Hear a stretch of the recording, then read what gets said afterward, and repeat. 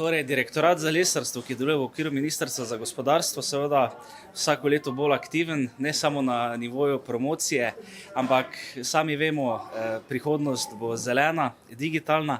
Ta digitalnost, moram reči, mi še niti ni tako všeč, ampak zagotovo pa bo zelena. Na to vpliva tudi seveda sprejet sveženj Fit for 55, številni ekološki sporazumi, ki se sprejemajo. In tudi seveda neka študija Fit for 55 kaže, da Slovenija kot izredno gozdnata država ima veliko priložnosti na tem področju. 30 let nazaj so se od nas učili vsi, danes mislim, da v zadnjih 5 letih smo začeli spet slediti tem trendom naših sosedov, predvsem tukaj mislim Avstrijo.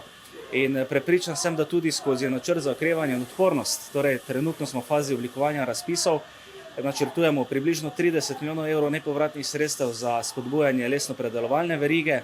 Po drugi strani pa lahko seveda tudi številne investicijske projekte na tem področju podpiramo tudi preko sredstev podnebnega sklada. In prepričan sem, da bomo tudi kot država naredili na tem področju zelen preboj, katerega bo pa seveda tudi potrebna sprememba miselnosti. Torej, les ni nekaj, kar se kuri, ni energent, ampak je nekaj, kar niža CO2 odtis. Je lep in je naš in višja dodana vrednost je nekaj, kar bomo sledili.